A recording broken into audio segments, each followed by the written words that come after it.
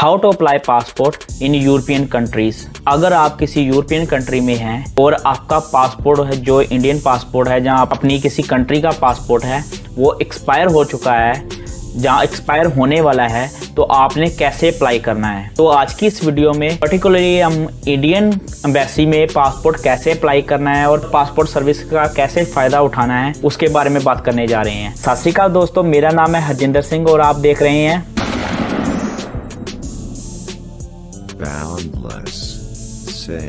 दोस्तों आज की इस वीडियो में हम बात करने जा रहे हैं कि अगर आप किसी यूरोपियन कंट्री में हैं तो अपना पासपोर्ट जो है वो एम्बेसी में कैसे अप्लाई करना है और वो फाइल जो है पासपोर्ट की वो कैसे फिल करनी है, क्या क्या स्टेप्स होते हैं। तो दोस्तों इसके लिए मैं क्या करूंगा कि साथ साथ में आपको बताता जाऊंगा और साथ साथ में मैं भरता भी जाऊंगा इंटरफेस, ताकि आपको क्लियरली पता चल जाए। आपको मेरे मोबाइल की स्क्रीन रिकॉर्डिंग मेरे वीडियो के इस साइट पर दिखती जाएगी, ताकि आप स्टेप बाय स्टेप सारी की सारी इंफॉर्मेशन ले सकें कि कैसे कैसे सारा का सारा काम करना है। तो इसके लिए हम चलते हैं मेरे मोबाइल की स्क्रीन पर। आपने क्या करना है कि अपने मोबाइल के क्रोम ब्राउजर पर जाना है और वहां पर गूगल पर सर्च करना है इंडियन एम्बेसी, जो भी आपकी कंट्री है, जिस कंट्री में आप यूरोपियन कंट्री में रह रहे हो उस कंट्री का नाम भरकर। यहाँ पर स्पेशली मैं नाम भरूंगा रोमानिया बुखारेस्ट का।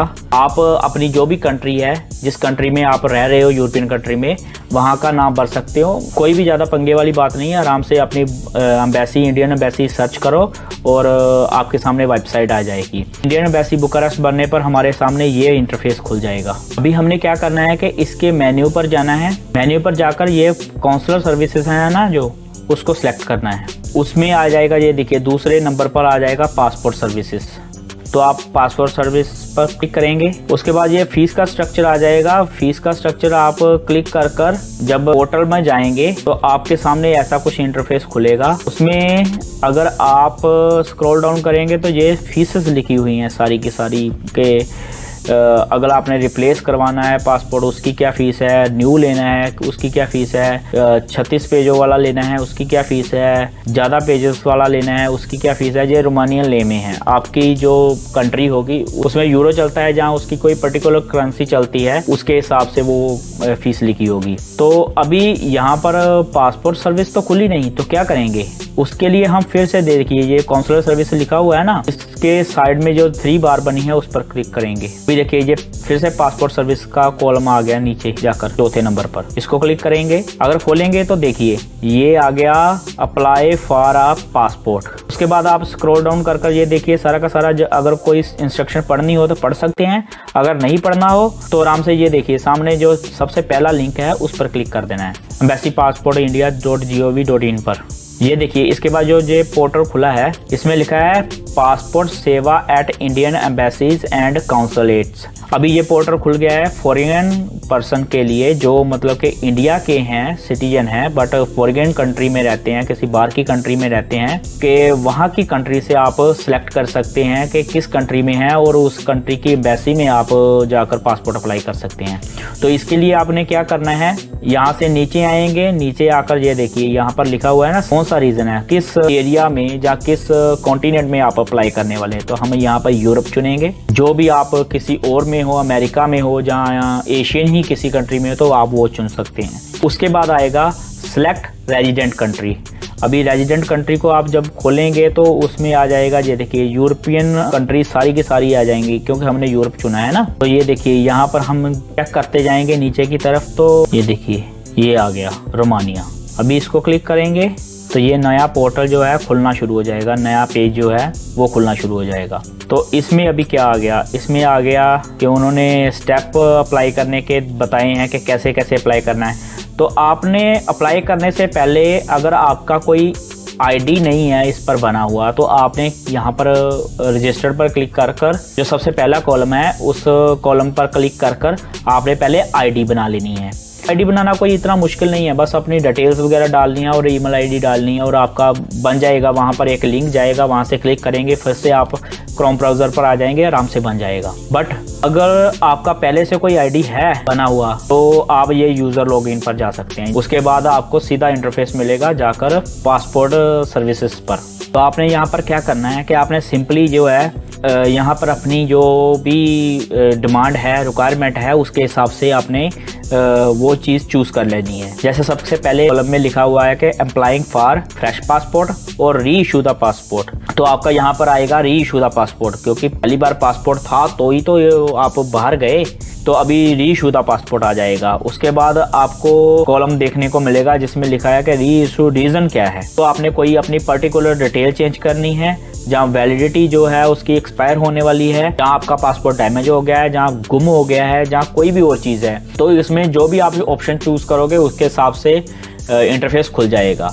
तो अगर तो आपका डैमेज हो गया है पासपोर्ट, या फिर आपका पासपोर्ट लॉस्ट हो गया, तो उसकी फीसेस चार्जेस अलग होंगे, भरने का तरीका अलग होगा। पर यहाँ पर हम सिंपली बताने वाले हैं री इशू द पासपोर्ट। आपने री इशू कैसे करना है पासपोर्ट जो वैलिडिटी है वो एक्सपायर होने वाली है। तो उसमें हम क्या करेंगे, जो दूसरे नंबर वाला है ना उस पर क्लिक करेंगे। तो ऐसे क्लिक कर लिया उसको, उसके बाद आ जाएगा नेक्स्ट टाइप ऑफ एप्लीकेशन, कि आपकी एप्लीकेशन क्या है, नॉर्मल है या तत्काल है। तत्काल की कुछ अलग फीस होगी, नॉर्मल की कुछ अलग, यहाँ पर हम नॉर्मल क्लिक कर लेंगे। नेक्स्ट आ गया टाइप ऑफ पासपोर्ट बुकलेट, तो आपको वो पूछना चाहते हैं कि पासपोर्ट की जो बुकलेट है वो आपने किस टाइप की लेनी है, 60 पेजेस वाली लेनी है या 36 पेजेस वाली लेनी है।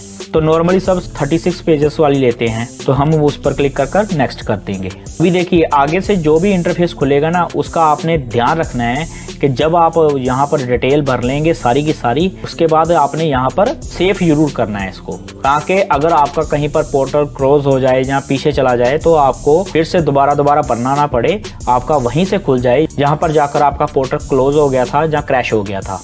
उसके बाद ऐसा आपके सामने इंटरफेस खुल जाएगा, उसमें आपने अपना नाम भरना है, गिवन नेम भरना है, उसके बाद जेंडर भरना है, उसके बाद ये देखिए सारे के सारे यहाँ पर खुल जाएगा कि आपने कोई नाम अपना चेंज करवाया है, आपको किसी और नाम से जाना गया है, आपकी डेट ऑफ बर्थ क्या है, आपकी प्लेस ऑफ बर्थ क्या है, आपका जो जन्म है वो इंडिया का है या इंडिया से बाहर का है, उसके बाद आपका मैरिटल स्टेटस क्या है, उसके बाद आपकी सिटीजनशिप जो है वो कहाँ से है, जन्म से है जहाँ फिर आपने कहीं इंडिया में आकर सिटीजनशिप ली थी। यहाँ पर अपना एम्प्लॉयमेंट टाइप बनना है, एजुकेशन क्वालिफिकेशन बननी है। अगर आप माइनर हो, 18 साल से नीचे हो, तो आपको यहाँ पर यस और नो की ऑप्शन है। बट अगर आप काम करने गए हो यूरोप में तो आपको ऐसी कोई प्रॉब्लम नहीं है, क्योंकि 18 साल से ऊपर ही काम करने जाते हैं। तो आपने यहाँ पर क्या करना है कि नो करना है। अगर आपने 10वीं पास की है तो आपने ECR जो है वो पासपोर्ट अप्लाई नहीं करना है, नॉन ECR करना है। तो आप क्या करेंगे, ये देखिए, if applicant available for non ECR category,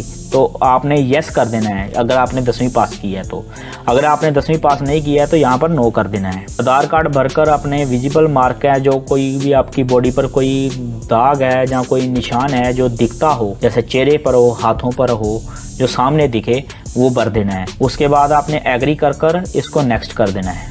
तो नेक्स्ट जो इंटरफेस खुलेगा उस पर आपने अपने फादर का गिवन नेम भरना है, सरनेम भरना है, मदर का गिवन नेम सरनेम भरना है, और अगर आप माइनर हो तो गार्डियन का नेम भरना पड़ेगा। आपकी मैरिज हो चुकी है तो आपको स्पाउस नेम भरना पड़ेगा। जैसे इस केस में मैरिज हो चुकी है तो स्पाउस नेम भरना पड़ेगा। बट ये डिटेल वही भरनी है जो आपके पासपोर्ट पर दी गई है, जो भी आपका करंट पुराना पासपोर्ट है जो एक्सपायर होने वाला है उस पर जो दी गई है। सारी डिटेल भरने के बाद फिर से इस पेज को सेव कर लेना है और नेक्स्ट की तरफ क्लिक कर देना है। नेक्स्ट इंटरफेस खुल जाएगा, उसमें आपको जो है एड्रेस भरना है अपना सारा का सारा। तो उसमें आपने पहले हाउस नंबर भरना है, सिटी भरनी है, स्टेट भरनी है, डिस्ट्रिक्ट जिसमें रहते हो, पिन कोड भरना है, फोन नंबर अपना भरना है, पुलिस स्टेशन कौन सा आपको पड़ता है वो भरना है, ईमेल आईडी भरनी है, और उसके बाद फिर से दोबारा सेम एड्रेस फिर से भरना है और सेव कर लेना है। सेव करने के बाद आपने फिर से नेक्स्ट पर क्लिक करना है और आपके सामने ये नेक्स्ट डायलॉग बॉक्स खुल जाएगा। इसमें आपको पूछा जाएगा कि जो भी आपने जो एड्रेस सेव किया है वो बिल्कुल सही है, पुराने पासपोर्ट पर आधारित है। तो अगर आपको इसमें कोई चेंज करनी है तो आप क्लिक कर सकते हैं रेड वाले पर, और अगर आपने चेंज नहीं करनी है तो आप ग्रीन वाले पर, जहाँ पर लिखा हुआ है कि नो चेंज इन एड्रेस, वहां पर आप क्लिक कर आगे बढ़ सकते हो। ये जो नेक्स्ट है यहाँ पर लिखा आएगा कि कोई भी इमरजेंसी कॉन्टैक्ट डिटेल दें, कि अगर उनको इमरजेंसी में आपको कहीं पर कॉन्टैक्ट करना है, जहाँ आपके किसी रिलेटिव को कॉन्टैक्ट करना है, तो कौन सा एड्रेस होगा उनका। तो यहाँ पर आप उनका नेम और फोन नंबर भरेंगे, सेव कर आगे बढ़ जाएंगे। नेक्स्ट पर ऐसा कुछ इंटरफेस खुल जाएगा। यहाँ पर आपको अपनी पासपोर्ट की डिटेल बननी है,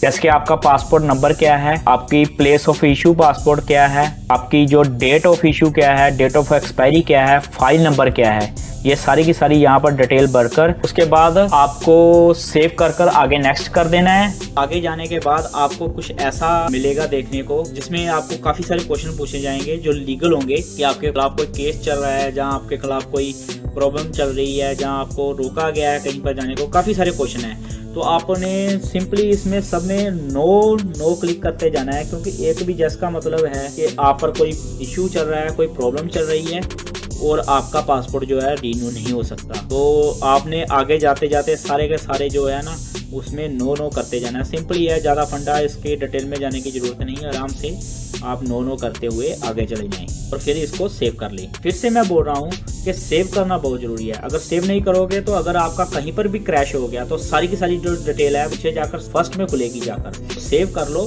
सेव कर फिर नेक्स्ट करो। नेक्स्ट जो इंटरफेस खुलेगा उसमें आपको आपका पासपोर्ट दिखाया जाएगा। आपको पासपोर्ट कुछ ऐसा दिखने वाला है। तो आप एक बार फिर से अपनी सारी की सारी डिटेल चेक कर लें कि कोई प्रॉब्लम तो नहीं हो गई, कोई गलती तो नहीं हो गई। देखकर आगे जाकर नेक्स्ट का बटन जो है दबा देंगे। इसको नेक्स्ट करेंगे तो वो आपसे पूछेंगे कि आपने प्रोसीड करने से पहले अच्छी तरह से देख लिया है कि आपका पासपोर्ट कोई गलती तो नहीं है। तो आप ओके कर देंगे कि हाँ मैंने देख लिया है। पर ये देख कर ही ओके करना कि हाँ भाई मैंने सच में देख लिया है और सारा का सारा कुछ सही है। उसके बाद आपने ये देखिए सब कुछ भर लिया है। आपको जो डिटेल भरी है कि सारी की सारी इन्फॉर्मेशन उस पर मिल जाएगी कि ये आपने डिटेल भरी है। आपने उसको फिर से चेक कर लेना है। बाद में उसको आई एग्री कर देना है। एग्री कर अपनी प्लेस भरनी है, जो भी आपकी प्लेस होगी जहाँ से आप अप्लाई कर रहे हो वो प्लेस भरकर आपने सबमिट कर देना है। तो यहाँ पर अगर आप सबमिट कर देंगे तो सबमिट करने का मतलब है कि आपकी फाइल जो है सबमिट हो जाएगी। इसके बाद एक प्रिंट की ऑप्शन आएगी, उसको प्रिंट कर सकते हैं, जहाँ डाउनलोड कर अपने पास रख सकते हैं। अगर आपके पास प्रिंटर अवेलेबल नहीं है तो आप डाउनलोड कर उसको अपने पास रखें और जाकर प्रिंट करवा लें किसी भी कैफे से, जहाँ किसी भी प्रिंटिंग ऑफिस से उसको प्रिंट करा कर लेकर जाएं। आपको फिजिकल पेपर भी वहां पर लेकर जाने पड़ेंगे अपनी एम्बेसी में। तो वहां तक तो था कि आपने अपना पासपोर्ट अप्लाई करने के लिए फाइल कैसे भरनी है। अभी नेक्स्ट जो आता है कि आपको एम्बेसी में अपॉइंटमेंट भी तो लेनी पड़ेगी। आपको अपॉइंटमेंट कैसे लेनी है तो वो सिंपल है, कोई मुश्किल नहीं है। आप फिर से वही पासपोर्ट सर्विस वाले पेज पर आएंगे, उसमें काउंसिल सर्विस में ये ऐसे क्लिक करेंगे और यहाँ पर आपको मिल जाएगा सबसे नीचे देखिए यहाँ पर स्केड्यूल अपॉइंटमेंट। यहाँ पर आकर आपने अपॉइंटमेंट अपनी स्केड्यूल कर लेनी है। सबसे पहले वाला ही आपने करना है। इसमें आपने भरना है कि मैंने पासपोर्ट सर्विसेज के लिए स्केड्यूल करनी है। आपको डेट्स मिल जाएंगी, कौन कौन सी डेट्स को आप जा सकते हैं। जैसे जो ग्रीन में 2 तारीख जो आपको 2 नवंबर की डेट मिल रही है, जैसे आपने वो चुन ली, टाइमिंग आपने चुन ली। उसके बाद आपने अपनी जो है एप्लीकेशन नंबर भरनी है, अगर आपके पास है तो। जो सबमिट की थी ना एप्लीकेशन, वो आपको नंबर मिलेगा उसका, वो आपने यहाँ पर भरनी है। उसके बाद अपना पासपोर्ट नंबर भरना है। उसके बाद आपने अपना नाम भरना है जो आपके पासपोर्ट नंबर है। नेशनलिटी बनी, ये कोई इतना बड़ा काम नहीं है, ये तो बस अपॉइंटमेंट लेनी है। इसमें कुछ डिटेल आगे पीछे भी हो जाएगी तो चल जाएगा काम। ये तो एक पेपर है, सिर्फ टेम्पररी पेपर है। उसमें आपने अपनी डिटेल भरकर, पासपोर्ट नंबर भरकर, डेट ऑफ बर्थ भरकर, फोन नंबर, वेरिफिकेशन कैप्चा बन देना है और स्केड्यूल कर देनी है अपॉइंटमेंट। स्केड्यूल कर देंगे, आपको प्रिंट की ऑप्शन मिलेगी, आप उसको भी प्रिंट करवा कर रख लेंगे, जहाँ पर डाउनलोड कर अपने मोबाइल में रख लें और जाकर अपना प्रिंट करवा लें। ये पेज प्रिंट ना भी करवाएंगे तब भी चल जाएगा, आपको सिर्फ वहां पर जाकर ऐसे दिखाना है और चल जाएगा आपका काम। तो ये तो सारी की सारी डिटेल थी कि आपने पासपोर्ट कैसे अप्लाई करना है और अपनी अपॉइंटमेंट कैसे स्केड्यूल करनी है। उम्मीद करता हूं कि आपको अच्छे से समझ आ चुका होगा कि आपने सारा का सारा काम कैसे करना है और आपके सारे के सारे डाउट जो हैं क्लियर हो चुके होंगे। मोस्टली सारी की सारी कंट्रीज में जो यूरोपियन कंट्री है वो सारा का सारा इंटरफेस सेम ही है, तो आपको दिक्कत नहीं आनी चाहिए। दोस्तों इसी के साथ करते हैं इस वीडियो का एंड। उम्मीद करता हूं कि इन्फॉर्मेशन आपके लिए काम की रही होगी। अगर हाँ तो वीडियो को लाइक कीजिए, शेयर कीजिए अपने दोस्तों के साथ। चैनल की सपोर्ट के लिए चैनल को सब्सक्राइब कीजिए और बेल आइकन के बटन को दबाना मत भूलिए, ताकि मेरी लेटेस्ट वीडियो के नोटिफिकेशन हमेशा ही आपको मिलते रहें। तो मिलते हैं दोस्तों किसी नेक्स्ट वीडियो में किसी नेक्स्ट टॉपिक के साथ। तब तक के लिए सत श्री अकाल।